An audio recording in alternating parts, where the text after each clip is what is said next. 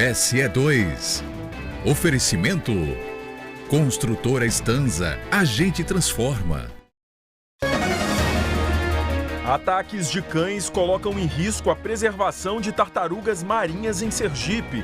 E Ministério Público Federal cobra medidas urgentes. Chamou então os municípios onde existem registros desses ataques para que adotem as medidas adequadas. Escolha de novo desembargador no Tribunal de Justiça de Sergipe volta à pauta da OAB após ações judiciais travarem processo.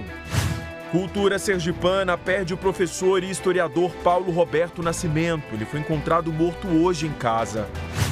E ainda, a música sergipana de luto com a perda do sanfoneiro Zé Américo de Campo do Brito. Mais do que um sanfoneiro, ele era um apaixonado pela música, pela cultura nordestina como um todo. Quinta-feira, 25 de setembro, o SE2 está começando.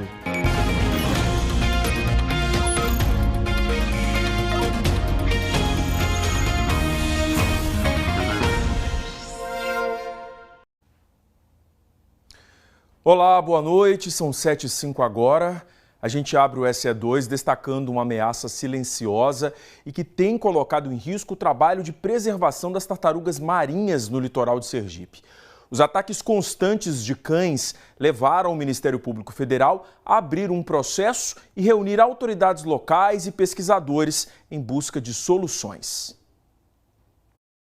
A reunião no Ministério Público Federal já é resultado da denúncia feita no início do ano por representantes do projeto Tamar sobre ataques de cães errantes ou abandonados, principalmente a tartarugas marinhas, nas praias do litoral sergipano. Um procedimento foi aberto no MPF para apurar essas ocorrências. Aqui é uma região especial para as nossas tartarugas marinhas, é uma região de ninho, onde elas vêm para nascer e por isso existe uma proteção nesse espaço.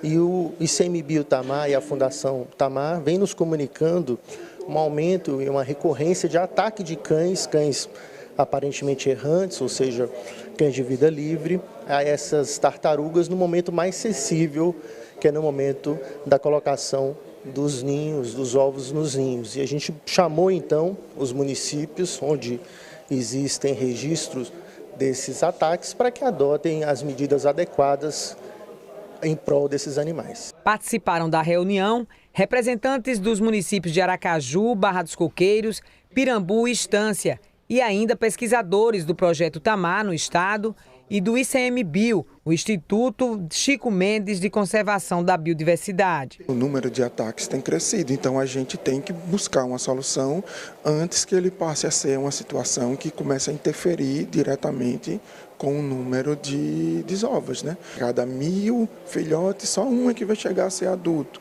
Então, quando a gente perde uma fêmea adulta, o valor biológico desse animal é muito grande. Levantamentos feitos pelos pesquisadores mostram que o problema tem ocorrido em todo o litoral sergipano, com destaque para a área do município de Barra dos Coqueiros, com maior incidência dos ataques na Praia do Jatobá e Povoado Touro e Canal. Na denúncia feita ao MPF, os pesquisadores ressaltaram como principal causa a falta de um plano de manejo de animais nesses locais. De acordo com o levantamento feito pelo projeto Tamar aqui no estado, de 2019 para cá, já são mais de 100 ataques de cães errantes a tartarugas marinhas aqui no litoral sergipano, até mesmo dentro da unidade de preservação. E o que tem preocupado é que esses ataques estão aumentando nos últimos anos. E agora os cães têm chegado também aos ninhos dessas tartarugas. O trabalho de preservação das espécies em extinção, em especial a tartaruga marinha da espécie oliva, que predomina aqui em Sergipe, termina prejudicado, já que a maioria não resiste a esses ataques. Além das tartarugas, esses cães também estão atacando os ninhos. Então, assim, a gente começa a ter uma ampliação do problema. As fêmeas estão sendo atacadas e agora os ninhos também estão sendo atacados. E eles se tornaram especialistas. Eles saem à noite e eles conseguem já entender toda a movimentação da praia e perceber o cheiro das tartarugas. Então, os ataques são certeiros e esses animais, quando atacados, eles vêm a óbito sem chance de desvida.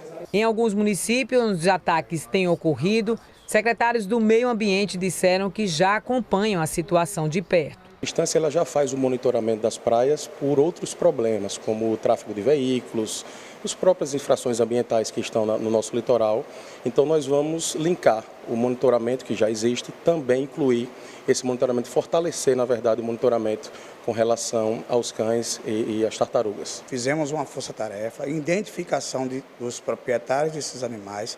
Eram cães errantes que estavam em estado de vulnerabilidade e abandono pelas ruas.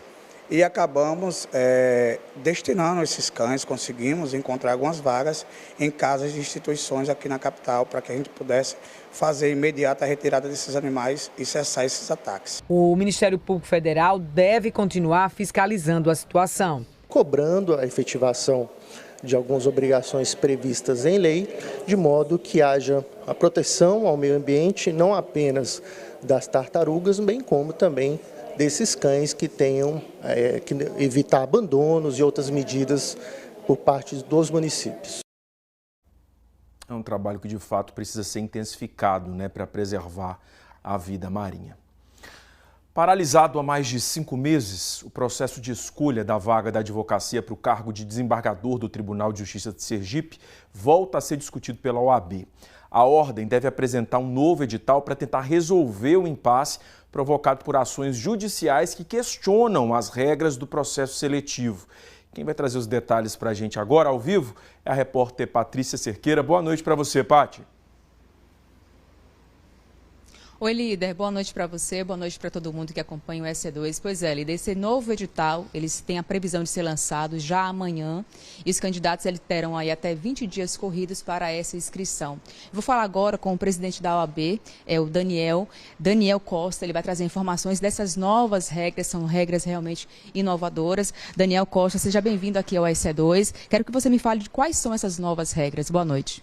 Boa noite, é verdade. Hoje o nosso Conselho Seccional tomou uma decisão muito importante, totalmente fora do cenário político eleitoral, mas com um verdadeiro senso de maturidade, de compromisso e de responsabilidade.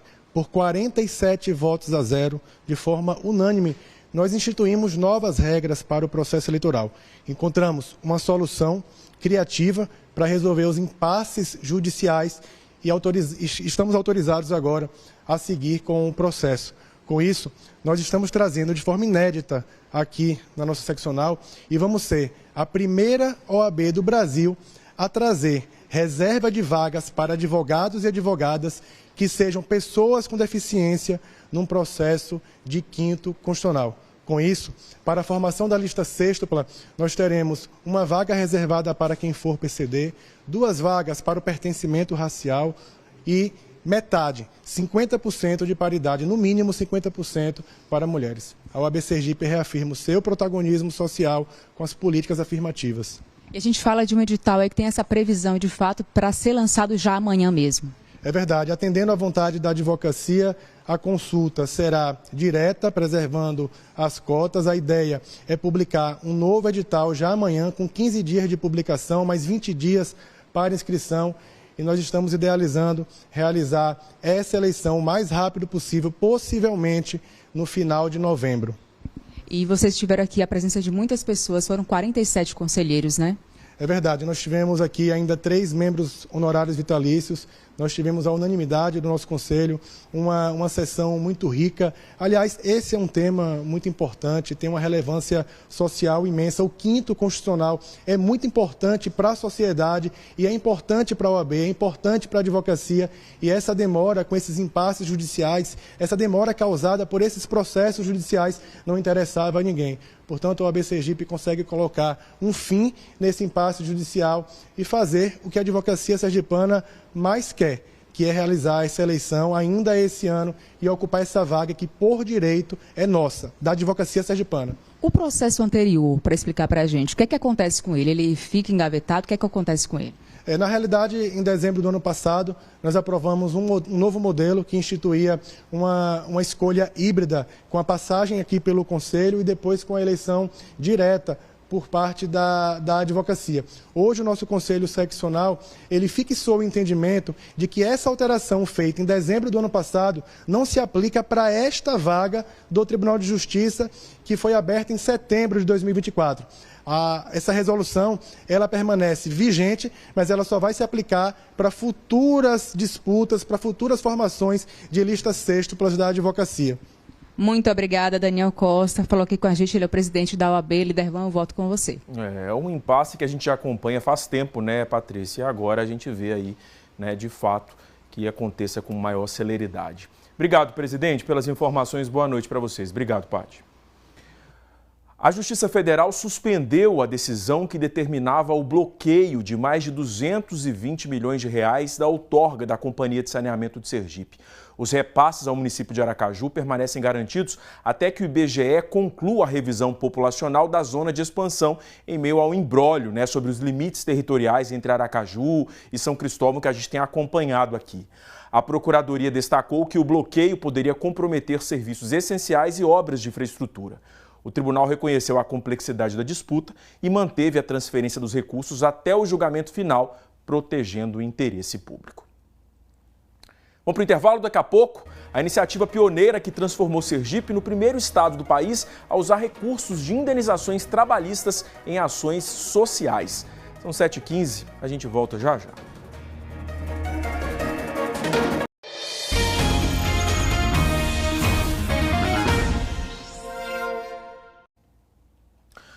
Hoje o SE1 entrevistou o presidente do Instituto de Tecnologia e Pesquisa do Estado de Sergipe, Cacá Andrade, e abordou uma fiscalização que o Instituto fez em postos de combustível aqui do estado.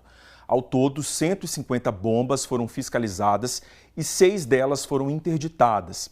Além disso, o gerente de um posto foi conduzido à Delegacia do Consumidor pela Polícia Civil. As imagens enviadas pelo ITPS para ilustrar a entrevista mostravam um posto da rede Petrox aqui da capital. Um esclarecimento agora. Apesar de o posto ter sido fiscalizado pelo ITPS, o presidente do grupo Petrox, Álvaro Neto, informou que apresentou toda a documentação solicitada e, ao fim da fiscalização, nenhuma irregularidade foi encontrada. Por isso, nenhuma bomba do posto da rede Petrox foi interditada. Nós apuramos que a interdição ocorreu em bombas de postos de outras bandeiras. Pelo erro na divulgação das imagens, nós pedimos, então, desculpas. Uma iniciativa pioneira transformou Sergipe no primeiro estado do país a usar recursos de indenizações trabalhistas em ações sociais. E os primeiros projetos aprovados incluem a construção de fornos sustentáveis para artesãos e um trailer com estrutura de higiene para a população em situação de rua. Foi a primeira reunião do Conselho Estadual de Recomposição de Danos Trabalhistas para votar a destinação de dinheiro de multas e indenizações trabalhistas a projetos sociais com enfoque no emprego. A aprovação foi por unanimidade. Um dos projetos é a construção de 130 fornos sustentáveis no município de Santana do São Francisco, na região do Baixo São Francisco, para a produção de artesanato em barro. Cada forno custa R$10 mil e reduz em 70% a produção de fumaça e em 50% o consumo de lenha. O outro projeto é a compra de um novo trailer do Banho para Todos, iniciativa social voltada para pessoas em situação de rua. Sergipe é o primeiro estado do país a ter conselho com essa finalidade. Foi lançado pelo governo e aprovado pela Assembleia Legislativa no ano passado. É formado por 3 secretarias estaduais, Ministério Público do Trabalho, Ministério Público Estadual, Superintendência Regional do Trabalho e Ordem dos Advogados do Brasil. O presidente é o secretário estadual do Trabalho, Emprego e Empreendedorismo, Jorge Teles. A criação desse fundo está prevista lá na Lei de Ação Civil Pública, que é de 1985, então nós vencemos um hiato de 40 anos, que qualquer estado ou município brasileiro poderia ter criado esse fundo. A ação ela sempre gera uma reparação individual para o trabalhador que sofreu dano, mas gera também uma reparação coletiva que nós estamos garantindo com essa atitude que ela ocorra no estado de Sergipe. O Fundo Estadual de Recomposição de Danos Trabalhistas recebeu até agora R$7.660.000. Os 2 primeiros projetos vão custar cerca de R$1,5 milhão, R$1.300.000 dos fornos e R$210 mil do trailer do Banho para Todos. O relator do projeto do trailer foi o representante da OAB, que participou por videochamada. Já o relator do projeto dos fornos foi um dos procuradores do trabalho. Com fornos de melhor qualidade, então nós vamos poder ver esse trabalho dos artesãos sendo feito de maneira mais efetiva, rendendo muito mais dividendos econômicos para a região, diretamente e indiretamente também para o estado de Sergipe. Então acho que é uma grande conquista a aprovação feita hoje. Antes de o estado constituir o conselho, os recursos iam para Brasília. Esse dinheiro ele ia basicamente para o Fundo de Amparo ao Trabalhador, que não tem uma natureza de recomposição de danos. Pelo contrário, muitas vezes a gente processa uma empresa, por exemplo, por um trabalho escravo, por um tráfico de pessoas, exploração sexual infantil, questões gravíssimas. E aí dali vai resultar uma indenização, por exemplo, de R$1 milhão. Esse dinheiro ia para o FAT. Do FAT ele poderia ir para o BNDES e do BNDES com incentivos para as mesmas empresas que nós processamos. Então, essa metodologia não funcionava e não funciona. Com a criação dessa lei específica de recomposição de danos, Sergipe foi o primeiro estado da federação, até mesmo a União ainda não criou essa lei específica, Sergipe saiu na frente nesse sentido. Nós estamos fazendo com que o dinheiro de indenizações de ações civis públicas e derivado de termos de ajuste de conduta componha essa receita e que a gente possa efetivamente dar um retorno para a sociedade atingida. O Detran confirma que Sergipe tem atualmente uma média mensal de 142 acidentes, considerando as rodovias estaduais e a Grande Aracaju. É um número que praticamente não mudou na comparação com o ano passado e que leva a uma reflexão neste 25 de setembro, Dia Nacional do Trânsito. O que é preciso fazer para que mais vidas sejam preservadas? Ele sempre pede muita atenção, mas nem sempre é isso que a gente vê. Está no trânsito e o pessoal sempre está olhando o celular, aí conversando e acaba distraindo e acaba causando acidente. Moto, carro, pedestre, é uma disputa feroz de espaço. Coisa de louco, viu? O trânsito aqui tá... Você tem que dirigir mais pelos outros do que por você. A média mensal dos acidentes nas rodovias estaduais e na região da Grande Aracaju não diminuiu do ano passado para cá. Segundo os dados do Detran, a média de acidentes esse ano ficou em 142 acidentes. Ano passado, esse número foi bem parecido, ele ficou em 140. Um levantamento dos dados das estradas estaduais mostra que já são mais de 1.000 acidentes esse ano até setembro, um número bem alto. O ponto principal é o comportamento. O comportamento do motorista, ao se deslocar na via, parece que está dentro de uma competição. Estamos aqui reunidos, trocando ideias, traçando metas, planejando nossas operações e também a sociedade precisa fazer a parte dela, pois nossos esforços aqui são limitados. Policiais de trânsito estão reunidos nessa sala para encontrar saídas. E uma das maiores preocupações está nos motociclistas. Quase 8 leitos a cada 10, 7 a 8 do Hospital do USE são motociclistas acidentados. Esse é o nosso maior problema. Houve um crescimento da venda de motocicletas nos últimos anos, batemos recorde de venda de motocicleta. Isso muitas vezes por condutores despreparados, por condutores que não têm a formação, que compram a moto antes de ter uma carteira de habilitação. Isso gera um risco muito grande. As campanhas de conscientização surgem com o objetivo de alinhar o tripé da engenharia com a educação e a conscientização. Conscientizar ainda mais a população e as fiscalizações, que infelizmente para a nossa geração as pessoas só sentem quando elas sentem no bolso. É muito bom quando você trabalha a criança que ela entende o valor da vida. Ela não tem medo da multa, ela tem medo de perder a vida. Infelizmente, nossa geração não pensa dessa forma. Quem se arrisca sob 2 rodas ou ao volante sabe da dificuldade diária de preservar a vida. A disputa de espaço é muito grande. É uma guerra entre motoqueiro, caminhão e ônibus e tudo, é muito grande a guerra. Eu vou chamar a atenção aqui para o celular, que virou uma praga no trânsito, Antes era mais comum a gente ver motoristas cometendo essa infração. Hoje, moto, carro, é muito comum a gente ver o celular com as pessoas no trânsito. Então tem que ter muito cuidado, porque uma fração de segundo ali de distração pode levar a um acidente grave com morte.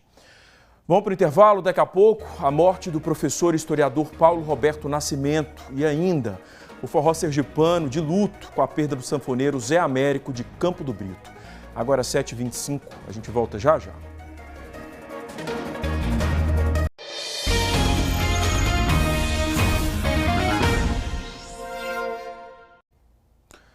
Tem previsão de ventos fortes para Sergipe. O alerta emitido pelo Instituto Nacional de Meteorologia vale até o fim desta sexta-feira. As rajadas de vento podem variar entre 40 e 60 km por hora. A orientação da Defesa Civil aqui do estado é para não se abrigar debaixo de árvores por causa do risco de queda e também não estacionar veículos próximos a torres de transmissão, placas de propaganda. Em caso de emergência, você pode ligar para a Defesa Civil no 199 ou então para o Corpo de Bombeiros no 193. Morreu em Nossa Senhora do Socorro o historiador e servidor aposentado do Tribunal de Justiça de Sergipe, Paulo Roberto Nascimento. Segundo familiares, vizinhos estranharam a ausência dele e chamaram um corpo de bombeiros que entrou na casa e o encontrou desacordado. O SAMU foi acionado e confirmou a morte no local. Paulo Roberto tinha forte atuação na preservação da cultura popular sergipana.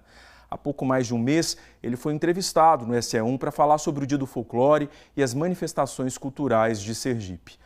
A causa da morte não foi divulgada por enquanto. A família disse que não haverá velório, o sepultamento será amanhã. Ainda não há informação do local. A gente deixa aqui os nossos sentimentos aos familiares e aos amigos. Deve chegar amanhã a Aracaju o corpo do sanfoneiro Zé Américo de Campo do Brito. Ele morreu na noite dessa quarta-feira aos 70 anos de idade em Santa Catarina por complicações de um câncer na garganta. Aqui na capital, o dia começou com muitas homenagens. O restaurante de Zé Américo não abriu nesta quinta-feira, mas do lado de fora, muitos forrozeiros e amigos se reuniram para uma homenagem que não tinha como ser diferente. O espaço no Mercado Municipal Antônio Franco, no centro de Aracaju, é ponto de parada obrigatória de sergipanos e turistas. Foi aqui que, durante décadas, o sanfoneiro cantou e encantou quem passava pelo local. Na fachada, uma coleção de fotos e relatos contam a trajetória dele. Entre uma música e outra, os amigos relembravam momentos ao lado de Zé Américo. Eu toquei com ele várias vezes aqui, né?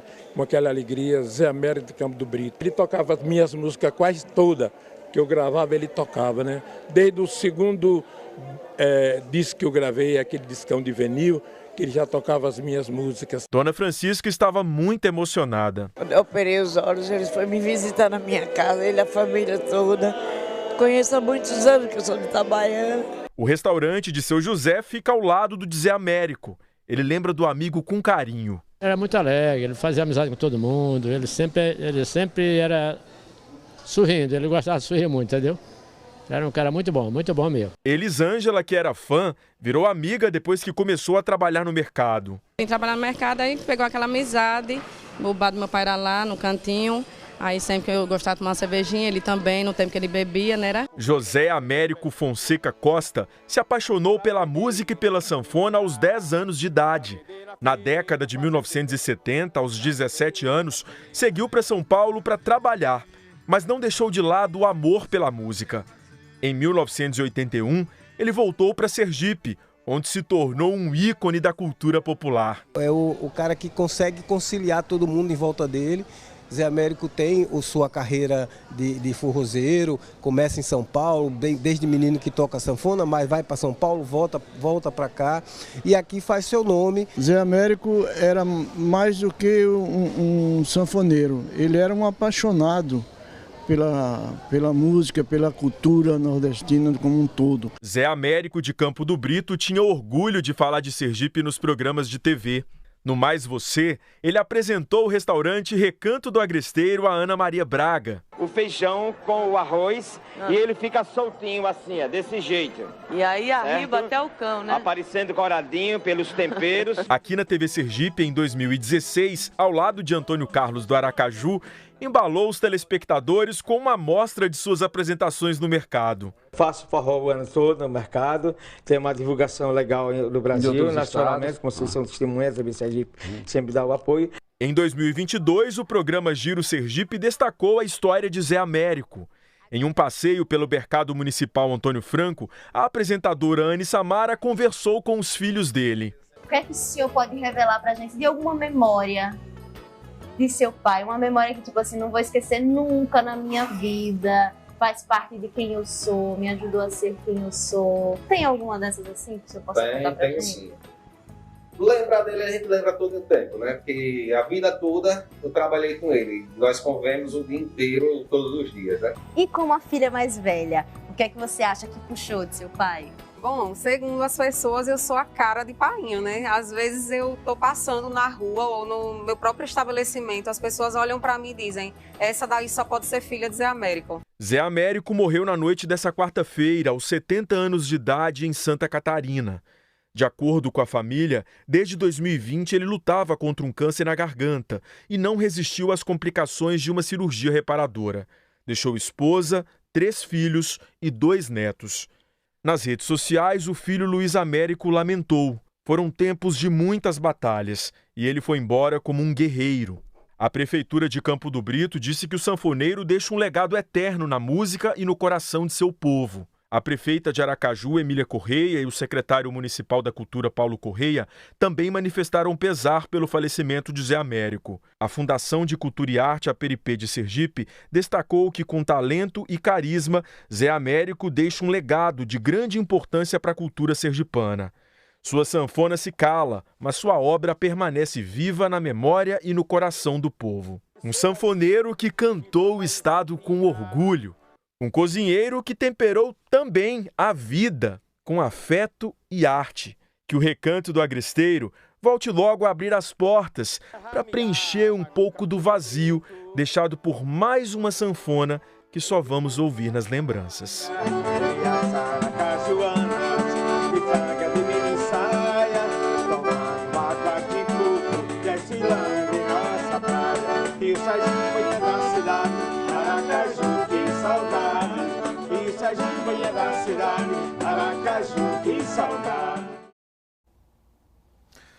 A previsão é que o corpo de Zé Américo chegue a Aracaju na manhã desta sexta-feira, onde será velado. Atendendo a um pedido dele em vida, o sepultamento vai acontecer na cidade de Itabaiana, onde estão enterrados os pais. Ainda não há informações sobre os horários. E a gente vai encerrar o SE2 hoje de um jeito diferente. Com os forrozeiros e amigos de Zé Américo em frente ao restaurante dele, fazendo o que ele sabia fazer muito bem, o nosso forró. Boa noite e até amanhã.